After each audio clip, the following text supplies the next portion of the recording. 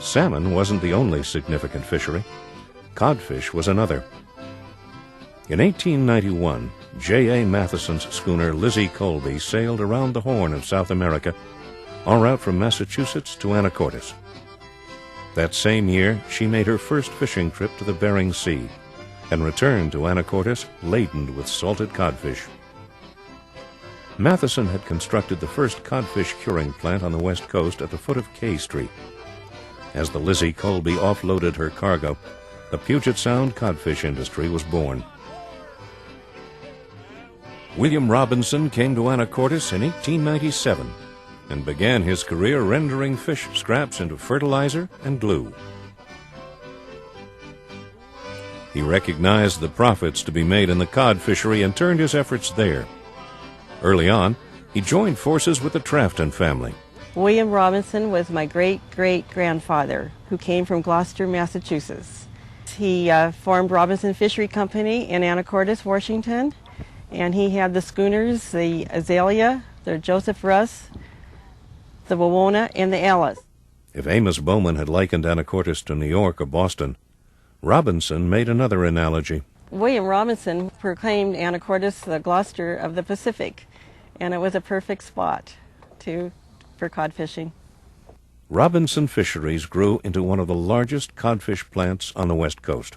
When the Wawona first came down, they would dry the fish on the dock, and so the whole dock from all the way in from the outer portion was covered with wire racks where they would dry the salt cod. Each spring, wives, sweethearts, children, and parents lined the Anacortes waterfront as the company dispatched the Wawona to the Bering Sea cod grounds. Some crew members had to be rousted from the local saloons. They weren't always in the best of shape. Some of them, I believe, didn't sober up until after they reached Cape Flattery and were ready to sail. It's a story I heard anyway. David Wright is one of the last living links to the age of working sail.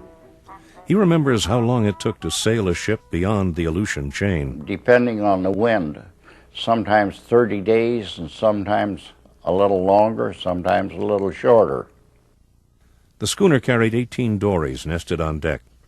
When she reached the fishing grounds, the fishermen would venture onto one of the world's most remote oceans aboard the tiny dories. We'd come to a place and the old man would holler, "Come to an anchor."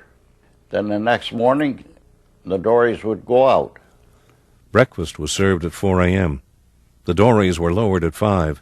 By 6, the men were fishing. Each one could feel the cold through his long wool underwear and oilskin coat. One man to a dory.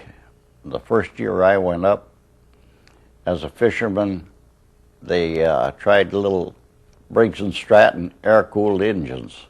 No clutch on them, just straight poke. You started the engine, you were moving. Captain Tom Hogan monitored the catch rate.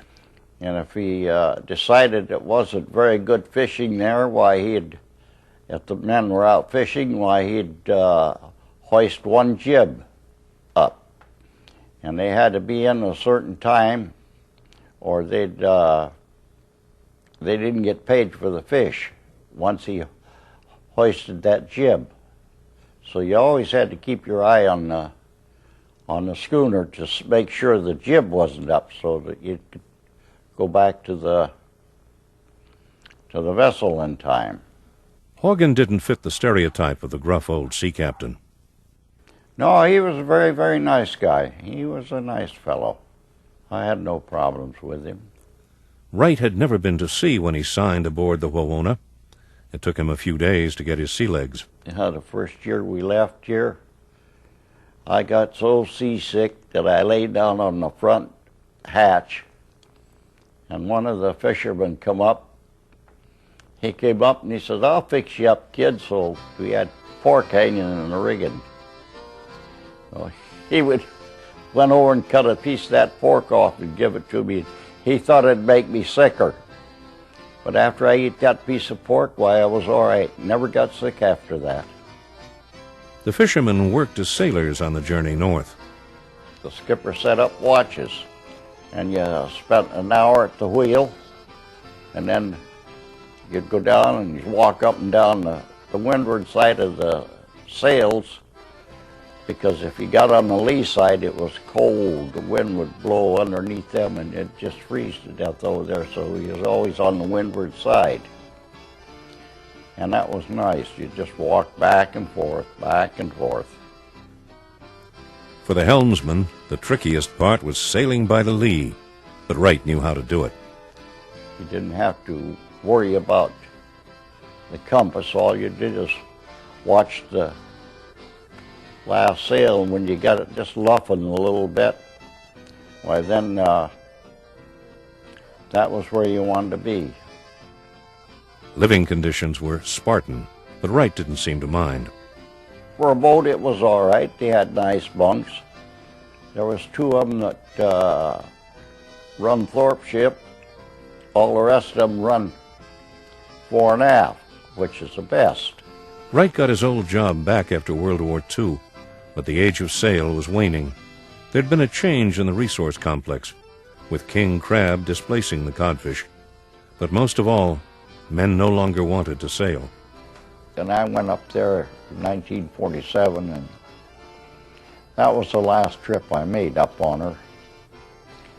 I done very poorly, and usually where they caught 25,000 fish, well, the high man was 18,000, so it dropped off that much.